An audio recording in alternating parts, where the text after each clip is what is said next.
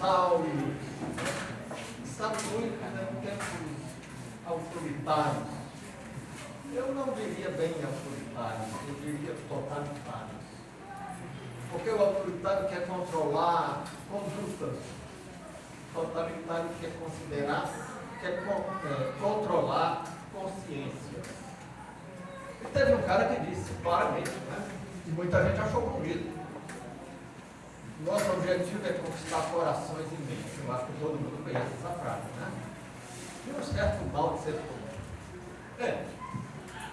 Conquistar corações e mentes significa domínio de consciências.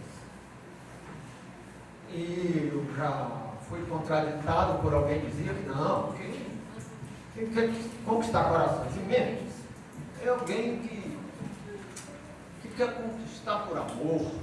Hoje se fala muito que o amor venceu e tal, né?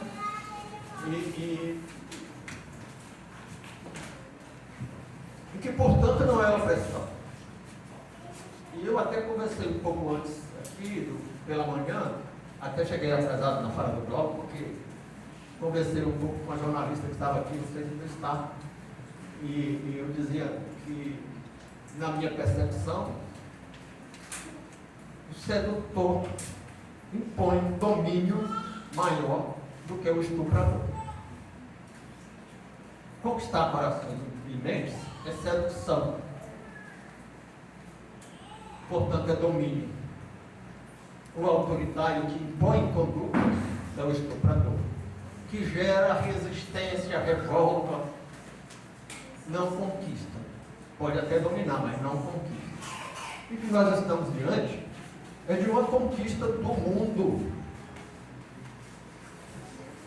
O domínio da imprensa, da mídia tradicional, como se costuma dizer hoje, não é só comprando a diretoria das empresas de comunicação. Antes disso, as redações, onde estão os ex-alunos dos cursos de comunicação das universidades, já estavam dominadas. Como as universidades estão dominadas, com algumas exceções, em algumas áreas mais, em outras áreas menos. Mas estavam dominadas já há bastante tempo. A indústria cultural, cinema, teatro, já está dominada há bastante tempo. Então, se queremos ser sal e luz, o que é que nós queremos salgar?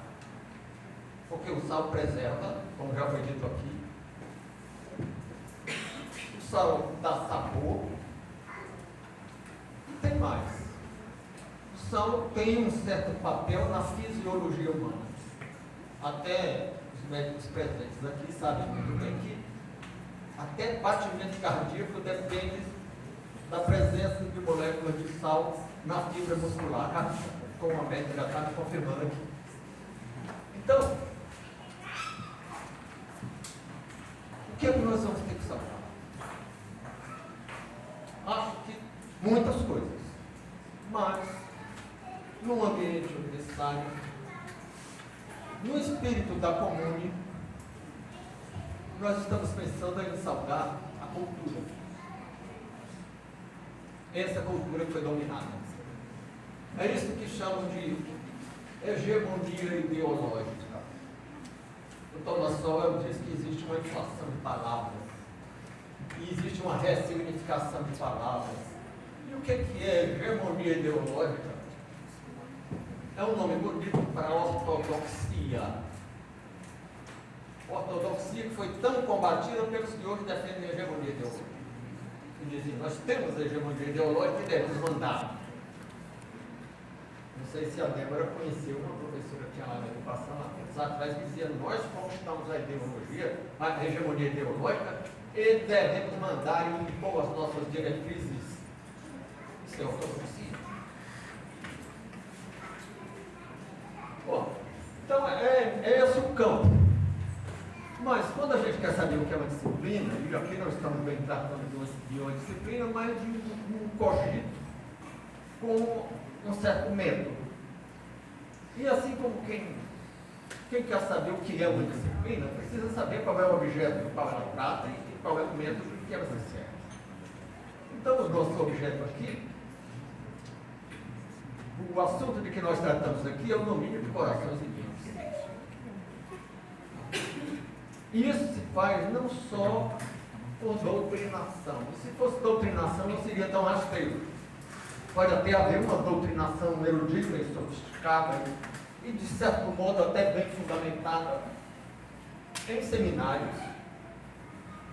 Não é bem o lugar, a universidade não é bem o lugar para isso. Mas pode haver. Mas tem coisa mais desagradável, ou mais reprovável. Tem proselitismo.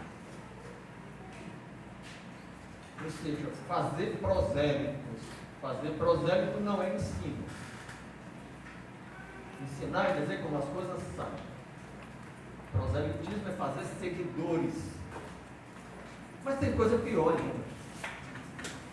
Tem catequese. Tem catequese em doutorado. Ah, mas tem alguém dando um espelhinho de presente? Não, o presente não é um espelhinho. O presente é a possibilidade de publicar um artigo numa revista, no curso da universidade. E eu já vi artigo ser devolvido, dizendo que o autor devia citar tais e tais autores. É alguém que teve a ingenuidade de mandar um artigo para a USP na área de educação e ele devolveu dizendo: você devia citar a Rosa minha aí, de modo obrigatório. Está fazendo falta. Não publicamos sem isso. Não é? Não tinha essa clareza de não publicarmos sem isso. Mas era isso. Ah, o seu prêmio é publicar artigo. O seu prêmio pode ser financiamento da sua pesquisa. O seu prêmio pode ser acesso à pós-graduação, sem a qual você não acessa o magistério superior. Esse é o objeto da nossa cogitação aqui. E o método, bem, o método é o reflexivo, e como essa reflexão vai tendo por base aqueles valores de que tanto se falou e ouviu ontem aqui, aqueles valores inegociáveis. Se são valores inegociáveis, precisamos resistir a isso, por mais custoso que seja. E a palavra resistir foi citada muitas vezes aqui. Bom, mas, havendo essa resistência, o que acontece? É o que está acontecendo e está tocando fogo no mundo. Havendo resistência, há embate. Ah, mas o mundo era tão harmônico.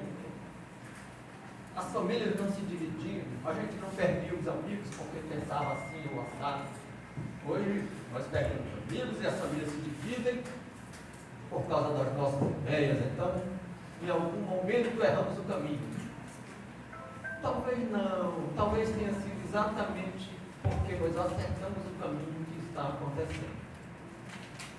Porque tem um cara, um autor francês, que tem um livro chamado Maquiavel Pedagogo, que diz que sem enfrentar, sem conflitar, não se pode fazer face a esse método de conquista de corações e mentes. Porque além dos espelhinhos de presente, como os portugueses davam aos índios, que espelhinhos de presente aqui eu estou chamando o acesso à publicação, o acesso à pós-graduação, os concursos, a aprovação de concursos para o magistério superior, que são concursos onde há muito espaço para a subjetividade das bancas.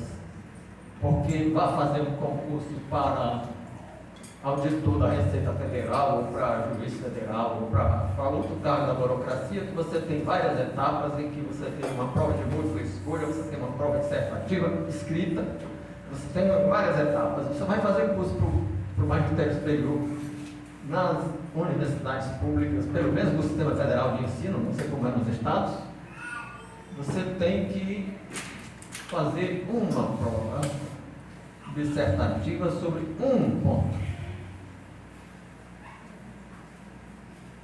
E isso não dá uma visão do seu conhecimento. A não ser que o que seja cobrado seja um tipo de discurso que para qualquer povo que cair será a mesma coisa. Eu lembro que teve, talvez tenha sido seu colega, um rapaz que veio da matemática e foi fazer mestrado lá na educação e ficou admirado. Naquele tempo essa ideologização não era tão difundida como hoje em todos os caminhos da universidade. E ele disse, mas aqui só tem uma disciplina. Eu disse, como é? Que história é essa, rapaz? Professor, aqui só tem guerrilha 1, guerrilha 2, guerrilha 3.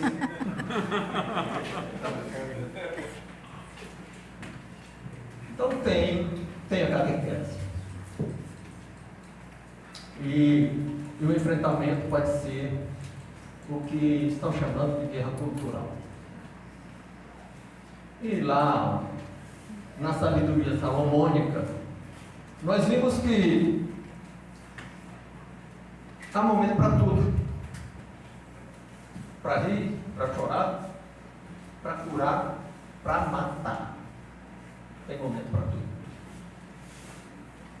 E na guerra cultural você pode ter que ser como o Carcará, que pega, mata e come. E como é que você pega, mata e come?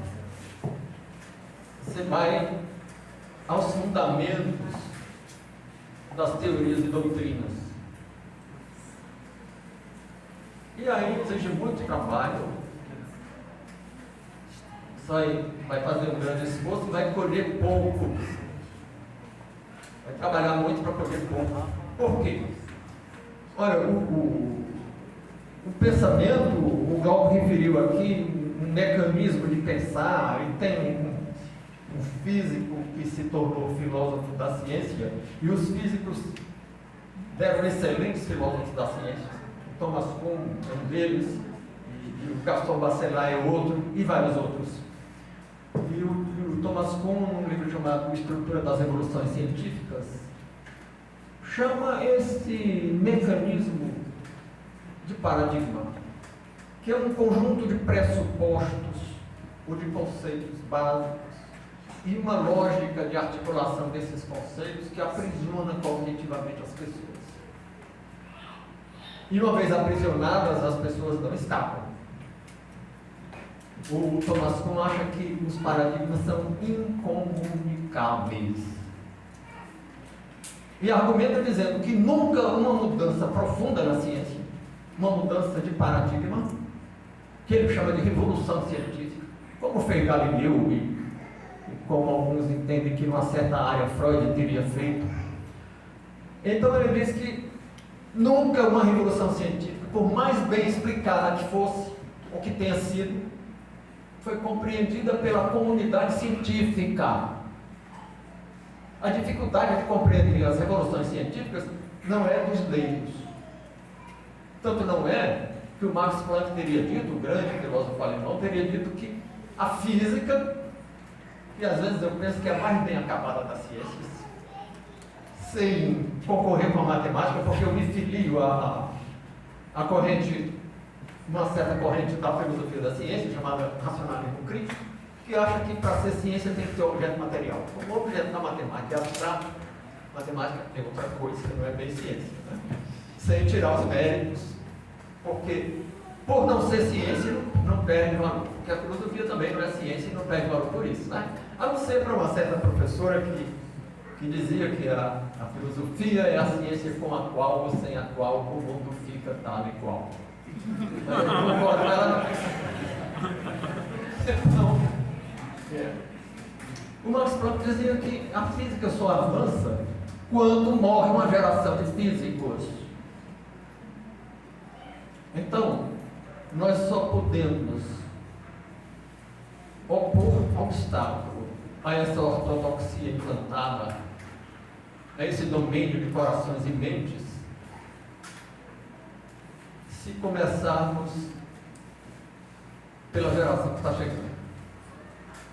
Nós temos um pastor da Igreja Batista do Caminho, lá na Rua Ascensão de Fortaleza, que diz que nós devemos nos voltar para as crianças e para os adolescentes. A sabedoria popular diz que papagaio velho não aprende a falar, né? Eu acho que não, eu acho que ainda aprendo alguma coisa. Embora eu venha lá do período Jurássico, mas ainda aprendo alguma coisa.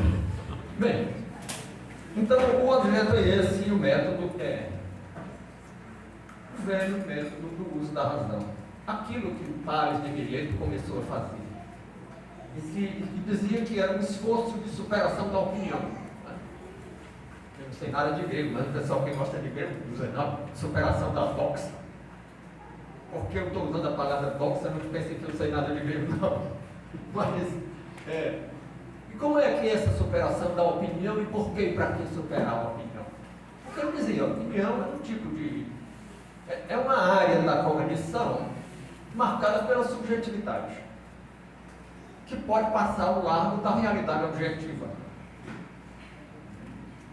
E o esforço de superação da doxa é superar a subjetividade, que pode nos afastar da realidade objetiva para alcançar a realidade objetiva. E há pouco estávamos mencionando aqui, o Davi estava falando aqui, em verdade, você repete uma mentira e a verdade, as pessoas falam muito em verdade, e quando querem contestar uma verdade, quando alguém disser para se contrapor a você, que o que você está dizendo não é verdade absoluta, ou se dê por feliz. Porque quando alguém diz que o que você está dizendo não é verdade absoluta, é porque não tem argumento nenhum contra o que você está dizendo. Aí diz, não, isso não é verdade absoluta. E nem precisa ser. Aí você cobra, e o que é o absoluto? O que é a absolutidade, a condição de ser absoluto? Tem um dicionário de filosofia do Ferrat Mora, que tem umas 2 páginas que valem para um grande livro, porque é um verbete muito denso, embora seja de apenas umas 2 páginas. Ele diz, e eu agora vou também comprimir as 2 páginas dele num período só que eu arranco do texto dele. Ele diz, o absoluto é o que não se subordina a nenhuma condição. É o incondicional. E ainda hoje e ontem eu estava lembrando aqui, conversando, que no meu tempo a Débora falou hoje no ensino fundamental, lembrando o tempo dela, eu falo do tempo de primário, ginásio e científico, né? Então, no meu tempo de ginásio se falava em ciência e dizia que em condições normais de temperatura e pressão era o início de todo postulado científico. Condições normais de temperatura e pressão. Pois é, em condições normais de temperatura e pressão, é o tempo de paz, é o tempo de evitar polêmicas.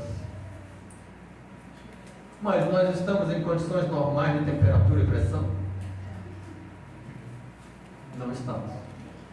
Estamos em tempo de guerra. Em tempo de guerra mesmo, guerra com mísseis e outras coisas, em tempo de guerra híbrida, principalmente tempo de guerra híbrida. Eu estou aqui diante de uma estudiosa que me cobrou e eu vou, estimulado por ela, introduzir, em teatro chama um capo, uma fala que não está no script. Né? Ela me cobrou, sobre Gramsci. E foi uma cobrança muito oportuna. Né? Porque se estamos falando no que chama de guerra cultural, talvez eu tenha introduzido um capo na fala, que não estava nas anotações que a gente faz assim, antes da fala. Porque é um dos mestres da chamada guerra cultural. E certa vez, num seminário lá no Congresso Luso Brasileiro de Filosofia do Direito, né? Lá na Faculdade de Direito, a convite do Galvez, estava lá e o presidente do ILIM, do Instituto Liberal do Nordeste, estava lá no auditório e fez uma pergunta sobre essa história de guerra cultural. Né? Eu poderia ter dito simplesmente, olha cara, vai lendo Gramsci, os intelectuais e a organização da cultura. Ou então leia um livrinho muito menor, porque esse do Gramsci é um livro relativamente voluminoso. Pegue lá um livrinho bem pequenininho, muito direto, muito claro, de um cara chamado Louis Althusser, ideologia e aparelhos ideológicos do Estado. Então, é mais ou menos, já não é naquela tradição mais antiga do Lenin, do Engels, do Marx. É uma nova abordagem já se aproximando da pós-modernidade, embora ele se dissesse um marxista ortodoxo, o Althusser, mas já é dizendo que todas as referências culturais, todos os valores são frutos de uma conspiração. E ninguém chama isso de teoria conspiratória. É uma conspiração da classe dominante. E toda a organização social é aparelhada para isso, para legitimar a dominação. Então, família é isso. Escola é isso. Associação de bairro é isso. Associação profissional é isso. Tudo é aparelho ideológico do Estado. E os meninos repetiam. Eu cheguei em 84 da UFC e ouvi isso. Fiquei horrorizado, né? Não tinha ainda uma clareza do processo. E disse: então a família é um aparelho ideológico do Estado? É. Vocês concordam com o que o autor desse livro está dizendo? Sim. Me diga uma coisa. Então, a direção desse aparelho ideológico na sua casa são seus pais? Aí já está. Porque se os pais fossem a direção do aparelho ideológico, os pais não estavam com o mesmo discurso do outro seu, do grande. E depois, então, deve ser, né?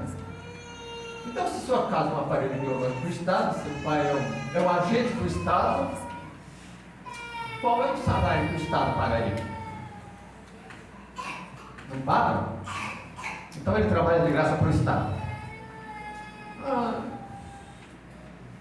E família é parte do Estado. O Estado é isso. Ou é uma organização política que exerce um domínio soberano sobre o território? Não, mas sabe por que vocês estão dizendo isso? E não sabem de onde vem isso? Isso vem do Hegel, que era um cara que vivia para criticar o autoritarismo do rei da Prússia. E dizia que Estado era toda a sociedade civil, era Estado. Ele não fazia diferença entre sociedade civil e Estado. Porque tudo devia estar sob o controle do poder do Estado. E ninguém disse isso para vocês? Eu devia ter dito. Bom, então estamos diante disso e quando a gente começa a falar essas coisas, sobretudo dizendo que Saulo e Luís apontam para outro caminho, aí surgem algumas questões que merecem atenção e que nós temos a obrigação de dialogar com elas. E tem algum valor parte da argumentação. Comenta-se, em primeiro lugar, que nós, como crentes, individualmente ou em conjunto, não devemos exercer um certo protagonismo político porque o Estado é laico. E porque, como crentes, nós temos convicções, certezas. E a convicção e a certeza é intolerante. E a convicção e a certeza são inimigas da liberdade. Porque a liberdade, John Locke já dizia isso nas cartas sobre a tolerância, é fruto da consciência do falibilismo. Então, ninguém é tolerante se uma criança de 2 anos quiser enfiar o dedo numa tomada de 220 volts. Você usa da força para impedir. Você não é tolerante. E se for, você está sendo omisso, está praticando uma missão grave, porque você tem convicção e tem certeza que não dá certo para aquela criança meter o dedo numa tomada de 220 volts. Então, se nós entrássemos na política, seríamos necessariamente intolerantes. E o Estado deixaria de ser laico. E nós precisamos estar preparados para dialogar com isso. E é muito simples. E as pessoas... tem um versículo bíblico que diz: o meu povo perece porque não tem conhecimento. Né? E muita falta de conhecimento, não tem uma resposta para isso. Porque o Estado não é laico para afastar convicções e crenças. Pelo contrário, o Estado laico nasce justamente das cartas sobre a tolerância escritas pelo John Locke, que depois da Europa sair muito desgastada da Guerra dos 30 anos, ele fez aquela reflexão e disse: olha, se todo mundo tolerasse as ideias do outro e reconhecesse que pode ser que eu esteja errado, por isso pode ser que o outro esteja certo, então vamos deixar cada um pensar como quer. Então, não é que você não pode ter suas convicções. É justamente o contrário. Você pode e deve ter liberdade de ter suas convicções. E a liberdade de ter convicção não é uma convicção introjetada. Não é, não. Tem uma expressão que muitas vezes as pessoas usam: eu tenho para mim. Isso não é liberdade de consciência. Liberdade de consciência é você poder viver de acordo com a sua consciência.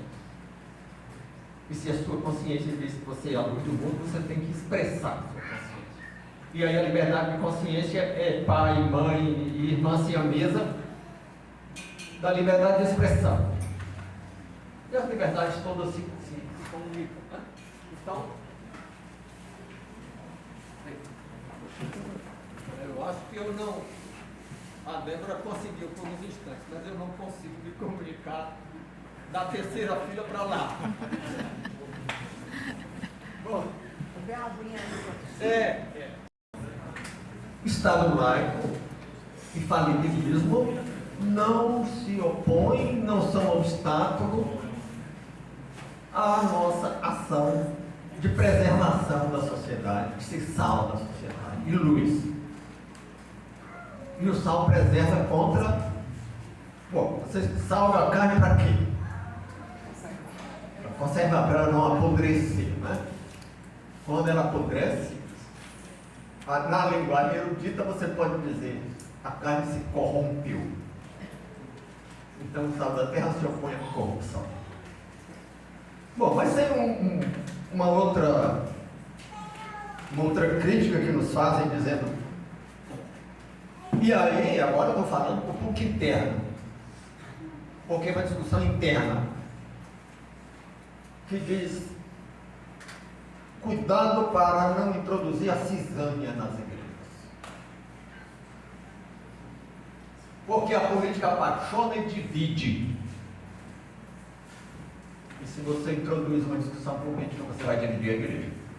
E eu soube de uma igreja lá em Fortaleza que perdeu uns 30 membros que saíram porque se introduziu uma questão política na igreja.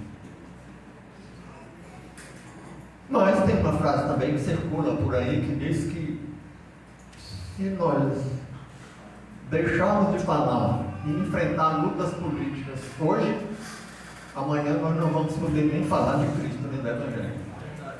E eu discordo, porque não é amanhã não, é hoje que a gente já não pode. É hoje que a gente já não pode falar o Evangelho. Essa frase estava certa há alguns anos atrás. Agora ela está errada, porque não é amanhã que nós não vamos poder falar o Evangelho. É hoje que existe pressão. Pressão que pode ser insuportável. Tanto que vários dos que me antecederam aqui disseram: olha, que tem agente secreto. Não é 007, a Débora chamou, né? Está cheio de crente 007. Porque não pode falar do Evangelho. Então é preciso haver enfrentamento político, sim.